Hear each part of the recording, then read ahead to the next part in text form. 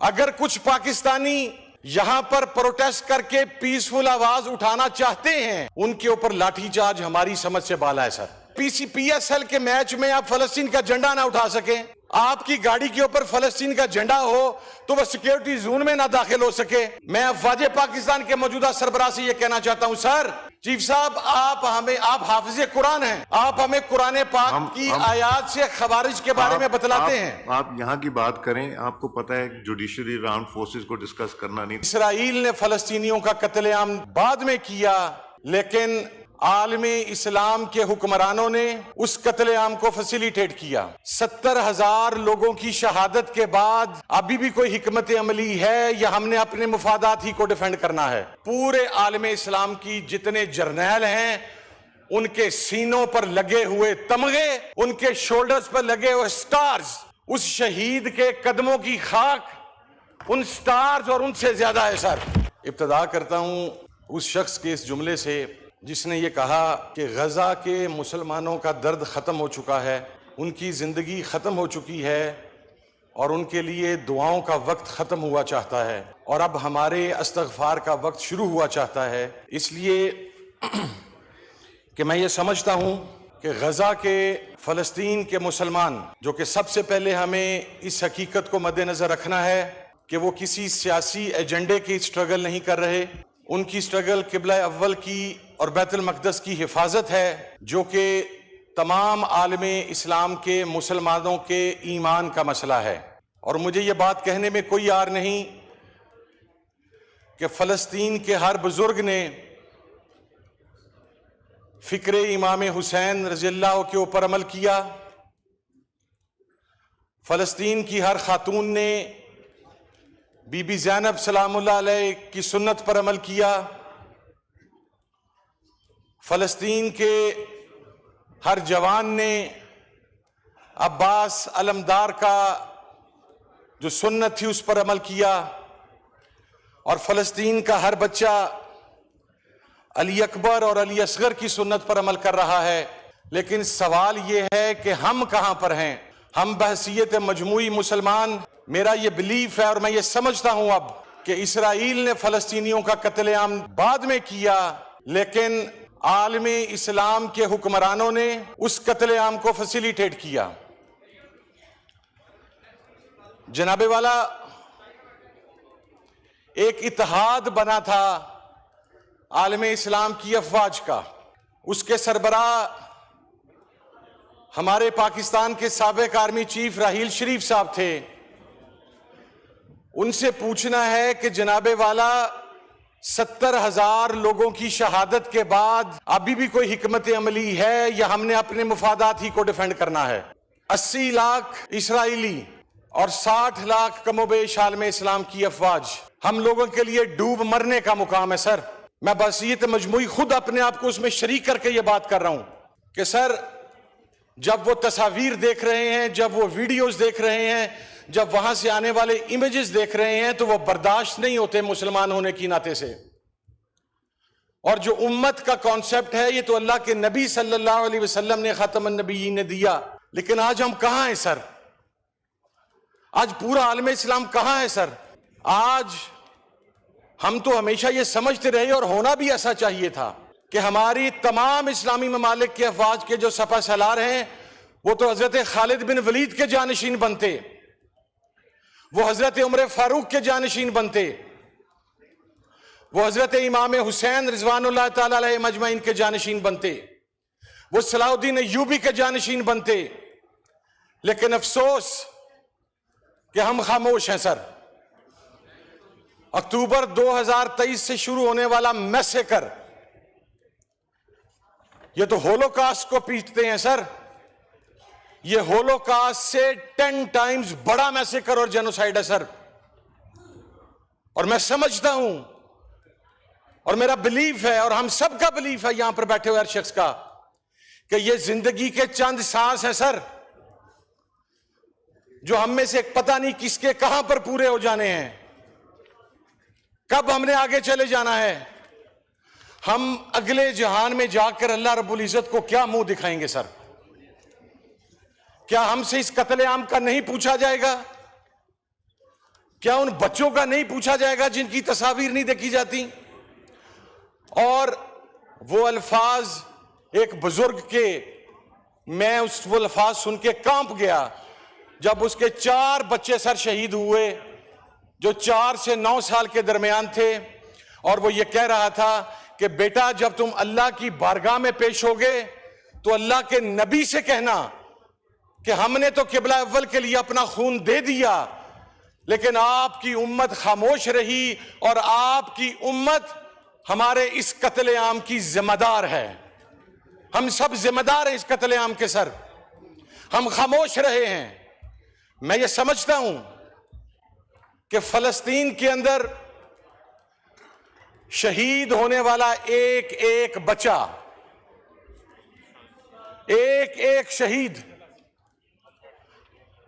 खुदा की कसम सर हमारे पूरे आलमे इस्लाम की जितने जर्नैल हैं उनके सीनों पर लगे हुए तमगे, उनके शोल्डर्स पर लगे हुए स्टार्स, उस शहीद के कदमों की खाक उन स्टार्स और उनसे ज्यादा है सर। और मैं कोई सियासी बात नहीं कर रहा, मैंने हल्फन ये बात कही सर, ये मेरा नहीं, हम पूरे कौम का गम है। और हम क्या कर रहे हैं सर? सर इस रेड जोन की तकदीस किबला अव्वल के शहीद से ज्यादा नहीं है सर। अगर कुछ पाकिस्तानी यहां पर प्रोटेस्ट करके पीसफुल आवाज उठाना चाहते हैं, उनके ऊपर लाठीचार्ज हमारी समझ से बाला है सर, हमारी समझ से बाला है सर। सर मैंने हल्फन ये बात कही है जनाब स्पीकर आपसे मुखातिब होके कि मैंने हल्फन ये बात कही, मैं सियासत नहीं कर रहा सर। अगर कोई भी करेगा तो मैं उस पर सर, मुझे कहेंगे मैं लाख मर्तबा लानत भेजता हूं, अगर मेरी हुकूमत भी करेगी तो मैं भेजूंगा सर। लेकिन सर इसका सवाल किसी से तो लिया जाना है कि PSL के मैच में आप फलस्तीन का झंडा ना उठा सके, आपकी गाड़ी के ऊपर फलस्तीन का झंडा हो तो वह सिक्योरिटी जोन में ना दाखिल हो सके, वहां पर बच्चे कट गए, लाशें गिर गईं। चाहिए तो यह था कि हमारी रियासत तमाम स्टेक होल्डर्स को इकट्ठा करके को मौकफ इख्तियार करती, और हम छोटे छोटे ममालिक को रिलीफ देने के चक्कर में पड़े हुए हैं सर। मैं उस APC का भी सर मैं जवाब दे देता हूं। APC के अंदर जब आप तमाम लोगों को अक्रॉस द बोर्ड बुलाएंगे तो फलस्तीन के ऊपर हर एक आएगा सर, लेकिन अगर जाती नापसंद और पसंद की बुनियाद पर बुलाएंगे कि कोई वहां पर क्रिटिसाइज करता है, मुझे सर एक हमारी रियासत का ऑफिशियल मौकफ, ये जो ताजा मैसेकर हुआ है उसके ऊपर क्या है सर? अभी तक खामोश है सर।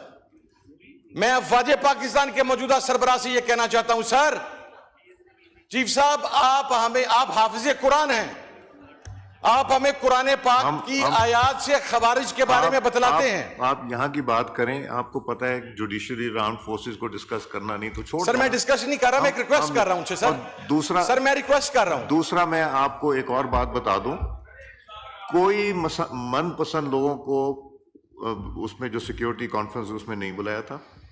लिस्टें आप लोगों ने अपनी दी थी, हर जमात ने अपनी लिस्टें खुद दी थी, किसी को इम्पोज नहीं की। के इजलास में उसमें दो हैं ना, एक तो हमारा ये था दहशतगर्दी का, जो मैं उसकी बात कर रहा हूँ, उसमें तो सब ने, आप लोगों ने अपनी लिस्ट दी थी, हर जमात ने अपनी लिस्ट दी थी, कोई किसी पे इम्पोज नहीं किया गया, मनपसंद नहीं थी कोई। नहीं सर, उस पे फलस्तीन नहीं था एजेंडे के ऊपर सर। नहीं, वो एक एजेंडा था फलस्तीन पे। एक हो चुकी है रेजोल्यूशन पास 24 मार्च को शायद, मैं वो अगर रिपीट सुनवा दूं तो शर्मिंदगी होगी। नहीं सर, शर्मिंदगी 2 दफा यहाँ से नो हुआ था उसके ऊपर। सर मुझे किसी चीज की शर्मिंदगी नहीं, 2 दफा आप लोगों ने, मैंने कहा कि गलती हो गई होगी, फिर से करता हूं सर। मैं फिर से मेरी अर्ज सुन लें सर, तो इसलिए कन्फाइन योरसेल्फ टू। और अगर फलस्तीन का झंडा रेड जोन में नहीं आ सकता तो आज फलस्तीन पे हम डिस्कशन कैसे कर रहे हैं हाउस में? सर ये मैं आपका मशकूर ये भी रेड जोन, आपने मौका दिया सर। मैं रेड जोन की तस्वीर आपको दिखाता हूं सर परसों की। हम कॉन्सेंट्रेट करें जो मकसद है हमारा, जो हम रेजोल्यूशन लाना चाहते हैं, उनकी बात कीजिए। सर मैं डी चौक की आपको परसों की तस्वीर अगर आप हुक्म करें, आप मैं क्या आपको कह रहे हैं कि डी लेके आ जाता हूं, चौक में फलस्तीन का झंडा नहीं ला सकते? नहीं ला सकते तो, सर। यहाँ तो सर, मेरी फलस्तीन की गाड़ी से डिस्कशन झंडा हो उतारा रही है, गया। तो डी चौक का दिल है, खुदा का खौफ करें यार। जी आप बात कीजिए। Go into the detail sir. मैं प्रिंसिपल के ऊपर आता हूं सर बहसियत उम्मत। सर मैं बस सर वाइंड अप कीजिए। जी सर मैं वाइंड अप की तरफ जा रहा हूं सर मेरी रिक्वेस्ट ये है कि पाकिस्तान फौरी तौर पर एक कदम आगे बढ़ते हुए ओआईसी की हंगामी कॉन्फ्रेंस पाकिस्तान के अंदर बुलाए और पूरा आलम इस्लाम इकट्ठा होकर, पूरा आपकी पूरे इस्लामी ममालिक की आवाम आपके साथ है सर, वो फौरी तौर पर इकट्ठा होकर इसराइल को अल्टीमेटम दिया जाए कि अगर आप ये जेनोसाइड बंद नहीं करते तो फिर तमाम ममालिक के अंदर जिहाद का फतवा तो जारी हो चुका है सर, तो फिर तमाम आलम इस्लाम मिलकर जिहाद का ऐलान करें ये। और अगली चीज सर, मैं रिक्वेस्ट करूंगा हुकूमत से कि जो वहां पर 20 से 25 हजार बच्चे यतीम हो चुके हैं अभी तक, और ये अभी कंफर्म आदादो शुमार नहीं है, उनके हवाला से हमें फैसिलिटेशन प्रोवाइड की जाए। हम उन बच्चों को पाकिस्तान में लाकर उनकी तरबियत करेंगे, हम उन बच्चों को पाकिस्तान में लाकर उनकी खिदमत करेंगे ताकि ये अगले जहान में हमारे काम आ सके। और सर अहम तरीन चीज ये है कि कश्मीर और फलस्तीन ये दो एजेंडे हैं जो हमारे बुजुर्गों ने जिस बात पर एक बड़ा क्लियर स्टांस लिया हुआ है सर, लेकिन बदकिस्मती से आज ये बात देखने में आ रही है कि हम अपने उस स्टांस से पीछे हो चुके हैं, कश्मीर से भी और फलस्तीन से भी। और मेरे लाख इख्तिलाफातों सर, मैं पाकिस्तान पीपल्स पार्टी की सिंध की क़यादत को कम से कम इस हवाले से अप्रिशिएट करता हूं कि जब कराची में गजा मार्च हुआ है तो किसी आदमी को उन्होंने कुछ नहीं कहा और वो गजा मार्च होने दिया सर। अगर मैं ये कहने की हिम्मत रखता हूं तो मैं ये भी कह सकता था, अगर आप यहां इस्लामाबाद में होने वाले मुजाहरे के ऊपर लोगों को ना मारते तो मैं आपको भी अप्रिशिएट करता, लेकिन आपने मारा सर, आपने मारा लोगों को। आपने पार्लियामेंटेरियंस की गाड़ियों के ऊपर से फलस्तीन के झंडे उतारे सर। क्या आप इस झंडे के साथ अंदर दाखिल नहीं हो सकते? आपने पंजाब में पीएसएल के दौरान फलस्तीन का झंडा उठाए, लोगों के ऊपर लाठीचार्ज किया सर। आपने कहा यह झंडा नहीं लहराया जा सकता, लेकिन वही बात कहूंगा सर कि हम में से हर एक ने जल्द या बदेर कब्र में जाना है। हमसे सवाल पूछा जाना है कि जब कत्लेआम हो रहा था, जब बर्बरियत जारी थी, तो तुम लोग कहां पर थे और तुमने क्या आवाज बुलंद की? और सर मैंने जब तकरीर की इब्तिदा में यह बात की थी तो मेरे भाई ने दरमियान में मुझे टोक दिया, एपीसी सर।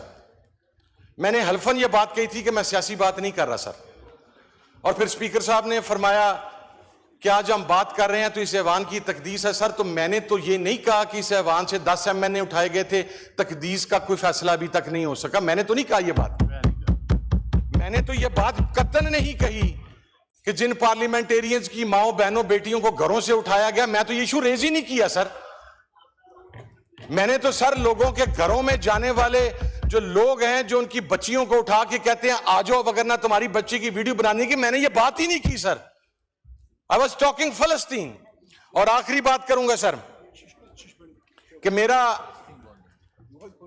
खराज तहसीन है कि जब इमरान खान को, महातीर मोहम्मद को और उस वक्त की तमाम इस्लामी लीडरशिप को, कि जब फलस्तीन में कत्लेआम हो रहा था तो पाकिस्तान की आवाज इंटरनेशनली पाकिस्तान के उस वक्त के वजीर आजम ने उठाई। ये रियलिटी है, इसे कोई इग्नोर नहीं कर सकता सर, ये रियलिटी है। आज भी जरूरत इस अमर की है कि हमारे वजीर आजम साहब बेलारूस जाने की बजाय वो गजा उतरें।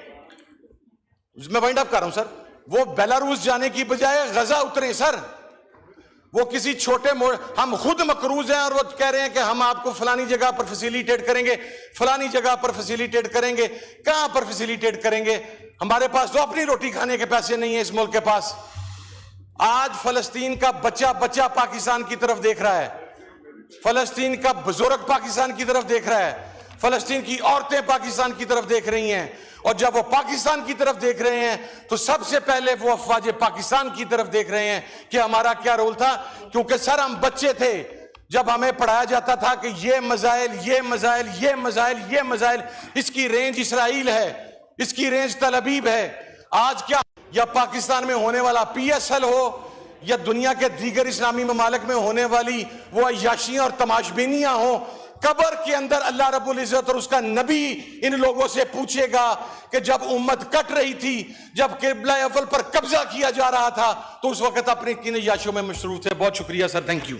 शुक्रिया।